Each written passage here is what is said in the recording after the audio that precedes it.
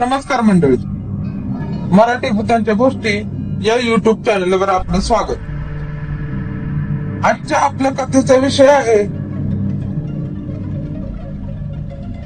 शेवटचा चहा.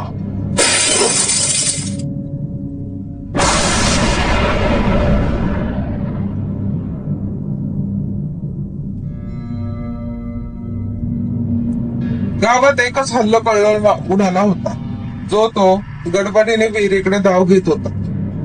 कमळीनं जीव दिला हे वाक्य कानावर पडताच जणू सुमीच्या काळजाचा ठोका चुकला.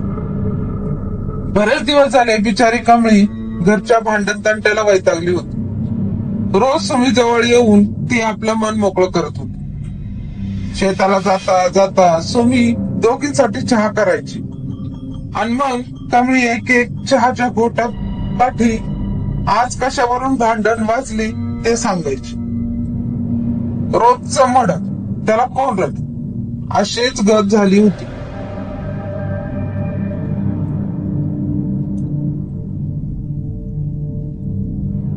कारण कितीही अन्याय झाला असं वाटत असलं तरी तिची आसव पार आटून गेली होती आणि मन पार मरून गेलेलं. चहा झाला की रोजचा नित्यक्रम म्हणजे शेताला निघणे. कधी दोघी सोबत जायच्या तर कधी कमळी एकटीच जायची. शेताच्या बांधावर गेलं म्हणजे काम सोडून हे बाकीचे विचार मनाला शिवत देखील नाही असं तिचं ठाम मत होतं.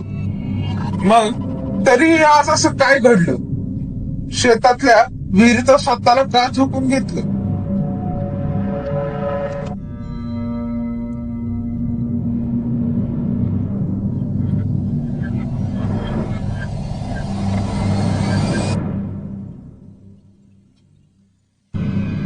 एवढं काय झालेलं की आज तिने मरणालाच कंटाळलं?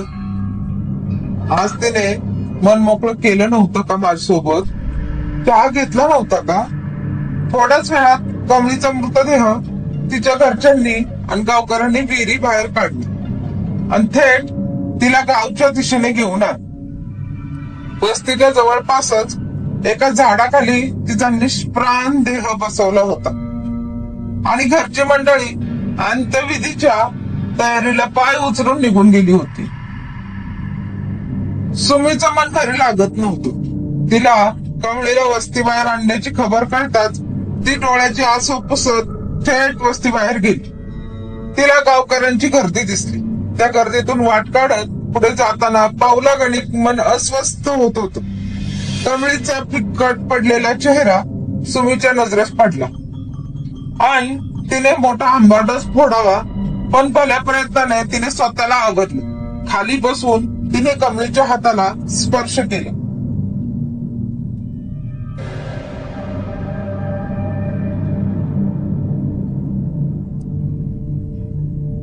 भयंकर थंडपणा जाणवला. तसा सुमीने झटकन हात मागे घेतला. रडता रडता सुमी मनात म्हणाली, अगं हे पाऊल उचलण्यापरीस मन तरी मोकळं करायचं. आज कशी भेट होईल असं वाटलं नव्हतं. कमळे पुन्हा लगबग झाली. अंत्यविधीची तयारी झाली. कमळीला घेऊन गावकरी पुन्हा माटळू लागले. आता जे उरलेलं ते सगळं तिचं शेवटचं होतं. शेवटचा कुंकू, शेवटची आंघोळ, शेवटचं दर्शन सगळं आटोपलं आणि तिरडी खांद्यावर घेऊन शांतपणे कमळीची अंत्ययात्रा चालली.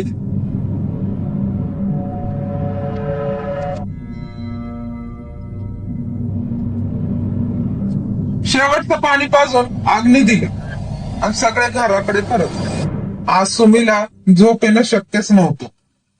घरात सासरे बुवा सासूबाई यांनी सुमीची समजूत घातली पण तिची घुसमाट सुरूच होती.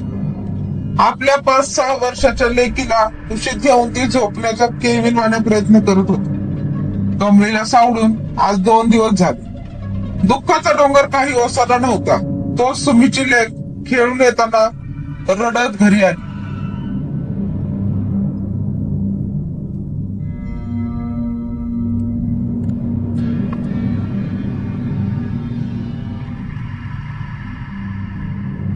तासभर झाला तरी तिचं रडणं थांबत नव्हतं. सासूबाईंनी पण तिची मनधरणी करून हात टेकले पण तिचं रडणं काही थांबतच नव्हतं. सुमीने पोरीला घेतलं आणि विचारपूस करत होती. तो सासरे बुवा दारात आले. त्यांच्या अंगात दैव शक्ती होती. दारातूनच ते कडाडले. चहा द्या तिला, चहासाठी आली ती.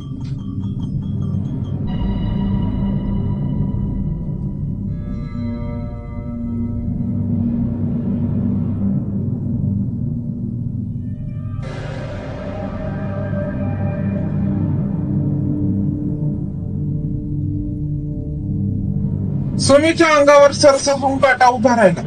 कमळी लगबगीने तिने चहा टाकला आणि पोरीला उराशी कवटाळून आसमानला वाट मोकळी केली.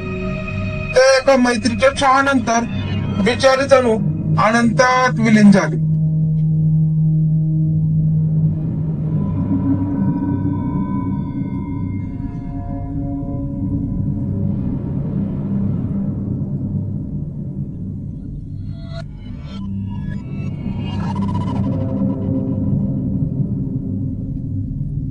धन्यवाद.